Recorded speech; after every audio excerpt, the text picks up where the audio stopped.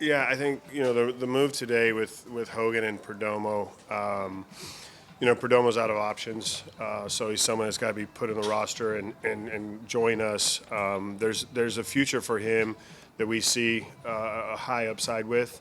Obviously, we're going to have to evaluate that, and assess it as we get going here. But coming off Tommy John, you just don't know how quickly that velo is going to come back, and the ability to perform at the level that he has, which in his past he's had a high strikeout rate.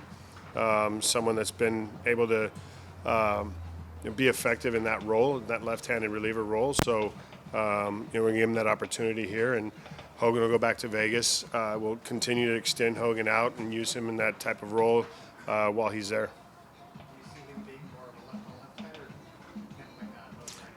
Historically, I think he can handle both right and left. There's enough velo there, and the slider's good enough for swing and miss. So, I think at this point, McFarland has been our matchup guy, and we'll slide Perdomo in and give him that opportunity when it presents itself. As a manager of this team, given all the adverse situations, how do you compartmentalize the guys? Like, make sure you handle everything away from the field and also maintain a level of focus that you need for I'm not sure how much adversity we've had yet. We're 4 games in. We're 2-2, and that's what our focus is on. So this club starting out, we knew our situation. So we've prepared ourselves from a mindset that we're here to play baseball. We've been embraced by this community in Sacramento, which feels great. Obviously, we had a closure in Oakland that was unbelievable. We couldn't have written a day that went any better. And now we've got a new chapter here in Sacramento that we're excited about. We're excited about being here, and we're looking forward to tonight and opening the season here.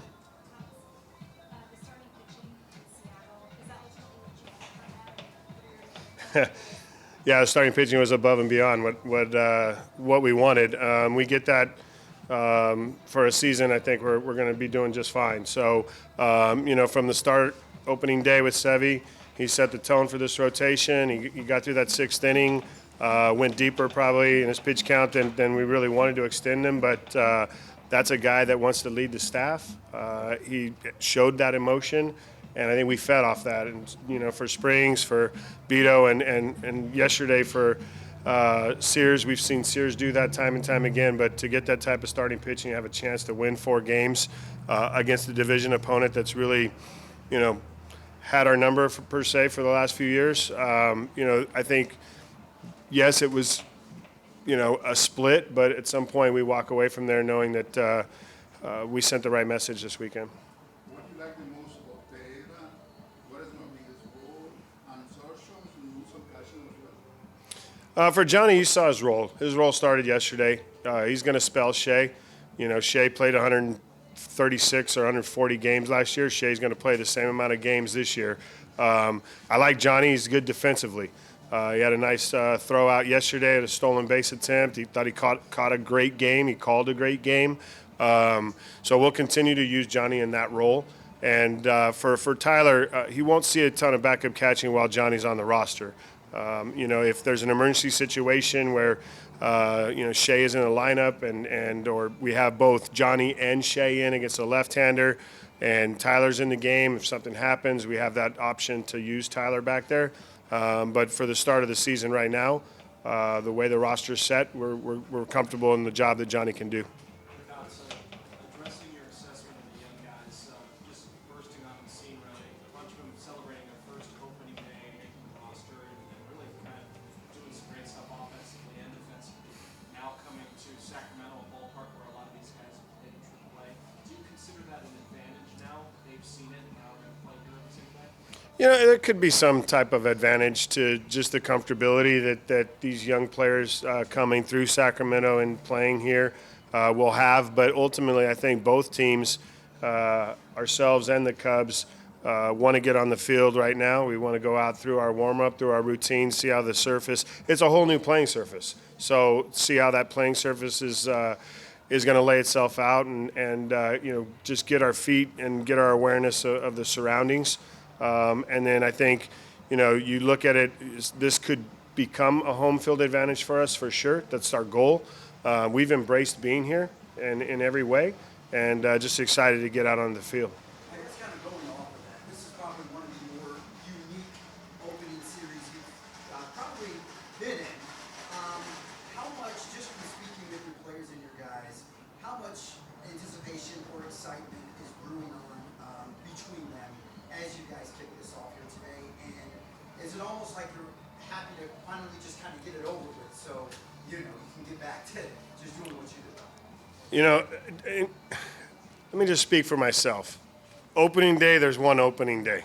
That was on Thursday, right? The level of excitement, the anxiety about getting your first hit, making your first pitch. So from a playing standpoint, like we're settled, right? So the nerves, the anxieties, the excitement of the game is now settled. So now we're in our routine.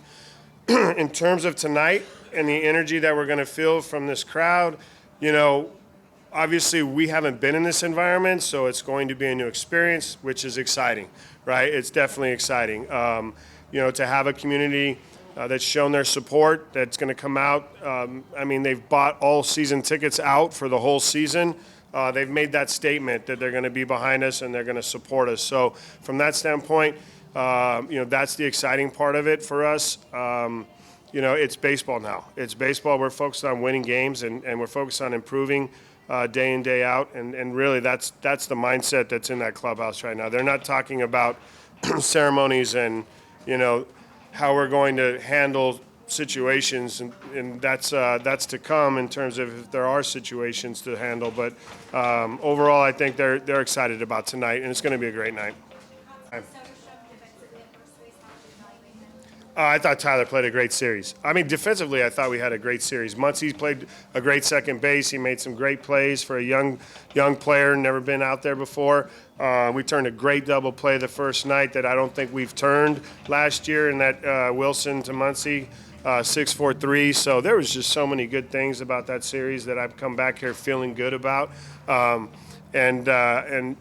was addressed. Those are the conversations that we're having in there right now. And, they were excited to get out. We're trying to get on the field right now. There's some weather in the area.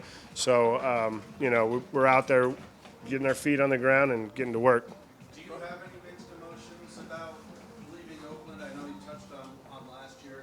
Do you feel like that's behind you now with the closure? You still sort of, does it feel bittersweet leaving Oakland? Well, it's always going to feel bittersweet. The fan base there you care about, right? You're connected to. I've been connected to them since I became an Oakland A in 2004.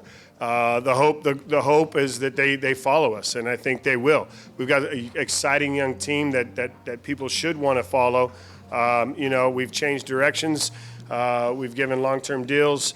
So there's a lot ahead of us to look forward to, and there's a lot to be thankful for that we left behind, and that yet we're hopeful that they will make this trip down to Sacramento or up to Sacramento and be a part of this and continue that great culture that we've had as Oakland athletics, as athletics, and in the future as Las Vegas A's. Mark, you guys are wearing 24s. Significance of that in honor of Ricky's night. Yeah, I thought Seattle did a nice job of bringing Ricky's family out to honor them. We're going to wear this patch all season. I lobbied for it to be a little bit larger, but there just wasn't room. And but yet to have it on the sleeve, to have him as a part of this history, it says everything about the person, right? And we all know Ricky very well. You wish he was here with us today because he'd have the same smile and the charisma that he has, and he'd be sitting in the locker room right now, probably playing cards, trying to take some money from our young guys. I'm sure every day you talk to Zach Gallo. How is the recovery coming along? Did you get permission to talk to Zach today? You didn't see Zach? I know you see I saw Zach. Yeah, he showed me his stitches. They're right there in his right hand, right? Told me about Dr. Shin. Do you guys know Dr. Shin? Dr. Shin's one of the best hand guys in all of LA, probably all of the world.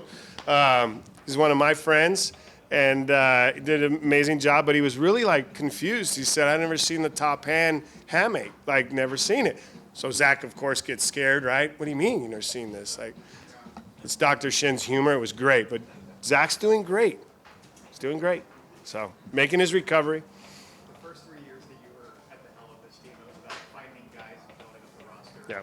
Now you're going into this next level of we've got some guys, we feel like we can compete. Have you changed your tactics as a manager at all with how you approach the clubhouse, or do you say, guy, how's that? Well, there's a different level of expectation for sure. So when you say tactics, I mean, I think I'm still the same guy. I still want to be connected to these players and make sure that we continue to teach on a daily basis. As you talk about the roster being more balanced in terms of moving forward with this group, yet we're still looking to make moves that we feel can help us in the future, which is what we did today in claiming Perdomo and putting him on this roster. So we're always continuing to make moves to try to improve this roster. We're not going to stop that. At the same time, we don't want to impact that culture that's in there. That's my job. So, we're going to continue to go out to work, but to have as much fun as possible and continue to build this thing to get better and better. Does having your office and the clubhouse and everything like that out in left field, does that impact anything on a daily basis for you guys? The only time that it will ever impact anything we do, which I see very little impact on, would be our pinch hitters coming down to hit in the cage. But again, most of these guys have been through an experience like that throughout the minor leagues where they've had to go down and hit. They've also been in experience, if you've been a visitor in the Oakland Coliseum, where there was a net in the cage or in the clubhouse to hit in, so you didn't have a batting cage to go warm up in. So nothing is out of the ordinary. It's baseball. We're here to play 81 games and see what happens at the end of the outcome of the season. But there's not a depth down there. How are you going to utilize all the depth that you have in the farm system? There's never enough depth, Jess. There's never enough depth in a 162-game schedule. We're trying to build that depth. We're trying to give ourselves as many weapons as possible. I thought our bullpen threw the ball pretty well this weekend, yet, it's the beginning of the season and workload starts to add up. And we've got some young arms down there that haven't been through a major league season, Murdoch, Sterner, two in particular, that have warmed up in a game and not got in. There's just a different way of doing things now in the minor leagues. They have schedules where they pitch Tuesday and Saturday. I mean, I can't schedule you to pitch Tuesday and Saturday when I need to win on Wednesday and Thursday. So, it's going to help us the more depth we have for sure.